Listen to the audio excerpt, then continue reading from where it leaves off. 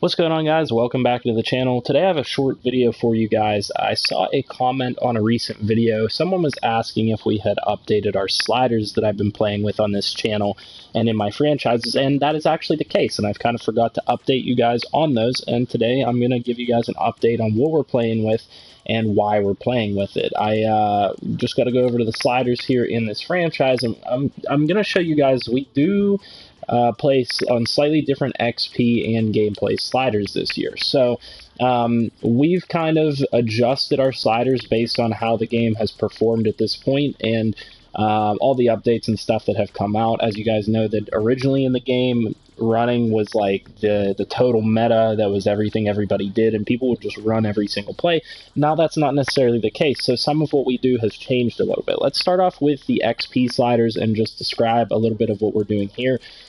Generally speaking, what we do, we find that the best way to achieve a realistic franchise is to not necessarily do the training drills. If you're specifically aimed towards doing a realistic franchise, don't do the training drills, just simulate training and then turn up the XP sliders. Now, this isn't personally what I like to do. I prefer to do the training personally because it eliminates you having to edit all these sliders, but what you should consider is increasing sliders for certain positions, because certain positions do earn significantly less XP and it's significantly harder to increase their overalls. And those positions that earn a lot less XP would be positions like fullbacks, offensive line, and tight ends. I've had 1,000-yard seasons with tight ends, and they barely go up a couple overall points. Whereas if you have a 1,000-yard season with a receiver or with a running back, you get significantly more XP for that.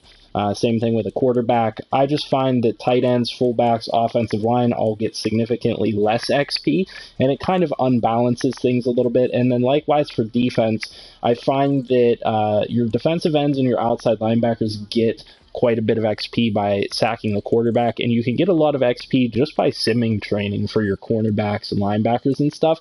So I just recommend personally for upgrading the XP slider for your defensive tackles, because they don't seem to get a lot of XP, especially being that a lot of D tackles aren't there to sack the quarterback, they're there to eat up space, and so they'll never progress unless you see stats on them.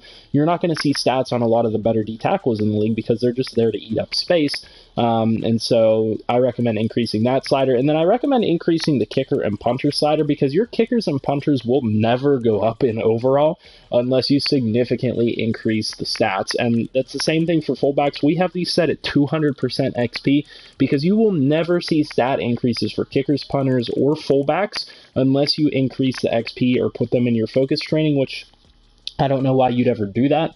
They're somewhat insignificant positions compared to others in terms of trying to develop them. So I wouldn't be putting, my kicker or my punter in my focus training, and therefore they're never really going to go up or get any better. And so we do edit that.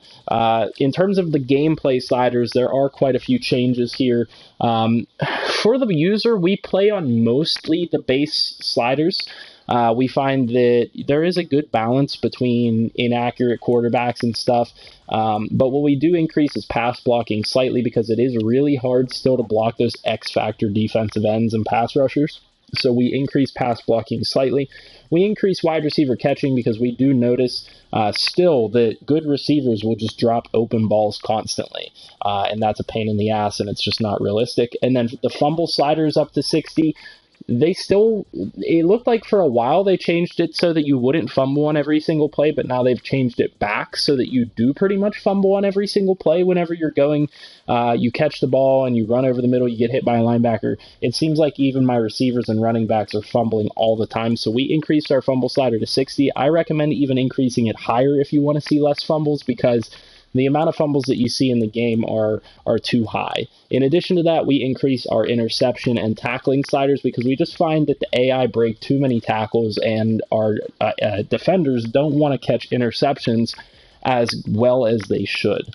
The important ones that we're going to want to talk about more so are the CPU skill. It's still the case that you want to have the QB accuracy down, because you'll see quarterbacks, even bad quarterbacks, going for like 30 of 30 in a game and having any incomplete passes. And in order to fix that, you have to drop the quarterback accuracy.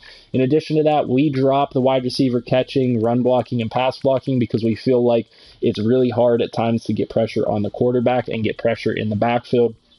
And even oftentimes they'll just break, multiple 80-yard rushing touchdowns in one game because their run blocking is so powerful for the AI. So we turn those down, and we turn down wide receiver catching because we notice that there's just not a realistic comparison between user receivers and AI receivers. It turns out that a lot of the time, AI receivers bad AI receivers will hang on to the ball when you've got two guys draped on them and you're hitting them or you're hit sticking them, and your receivers won't get the same benefit. So you have to decrease the CPU catching and increase the user catching. In addition to that, we decrease slightly the pass defense reaction time as well as pass coverage and tackling because it's the same thing. We see a bit of a discrepancy. We see that especially with interceptions that we've turned down, the AI will catch everything that you throw to them unless you turn it down, whereas your guys won't catch anything that's thrown to them on defense. And then in terms of tackling, your guys won't break very many tackles, but the CPU will break all the tackles, so you have to adjust for that. In addition to that, we turn field goal accuracy up because we notice that it's like every other kick gets missed in our league if we don't. And they really underrate kickers this year in Madden for some reason.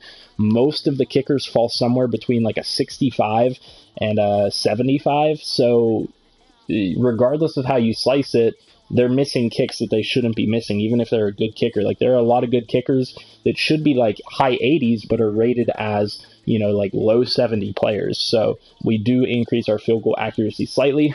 On top of that, the most important one that we've changed that is going to have the biggest effect on your games, we've changed the speed threshold. We normally play on the standard, but this year we took it down to 40, which means that your faster players are going to look a lot faster and play a lot faster than the slower players.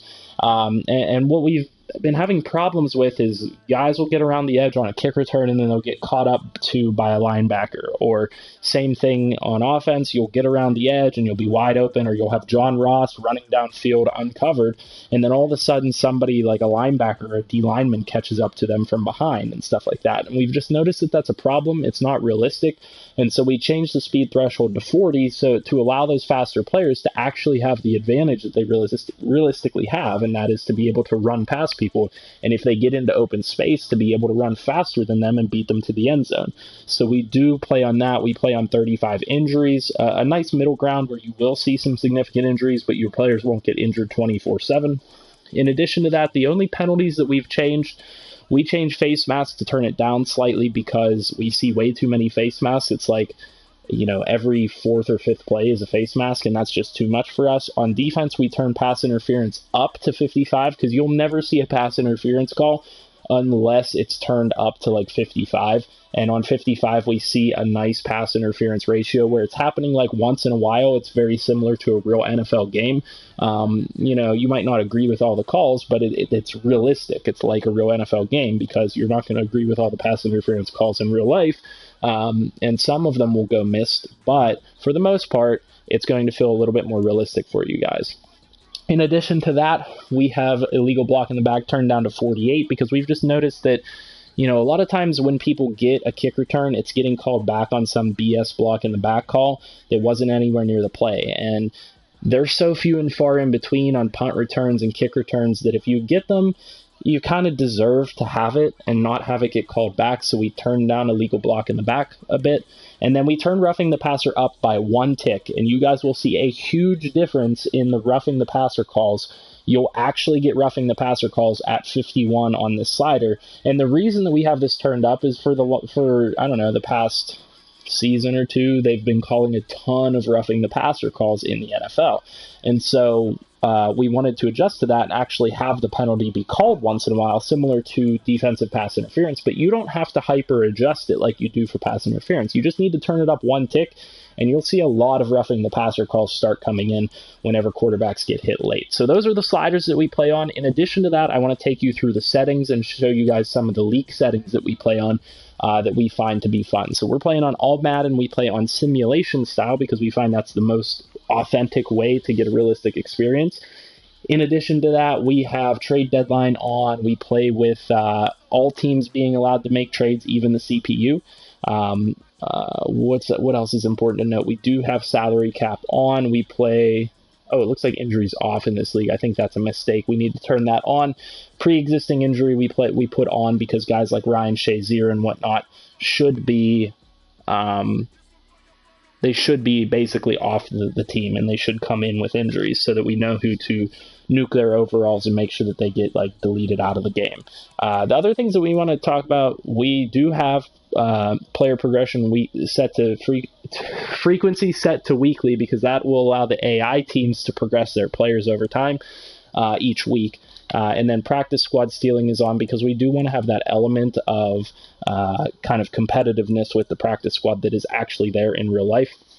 We will play on 8-minute quarters with the Excel clock set to 15.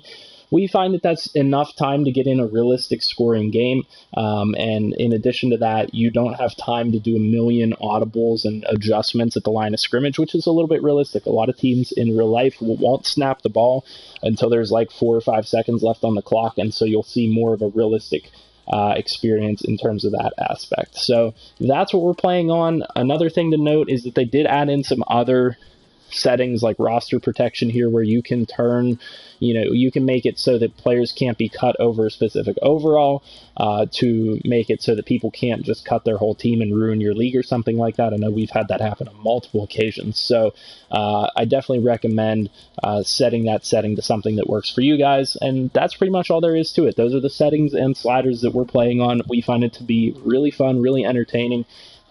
As you guys see, I can have some pretty close games, some pretty high-scoring games and stuff like that. This game against the Jets was really fun. It was 13-3 at halftime. It was in the snow. Felt realistic, you know what I mean? And so it turns out that a lot of our games end up being, pretty realistic contests. So hopefully this helps you in some way. Maybe it lets you guys have a fun experience yourself. If it does, leave a like on the video, subscribe to the channel here if you're new, and comment down below what you guys would like to see next, and I'll see you guys in the next video. Have a good one.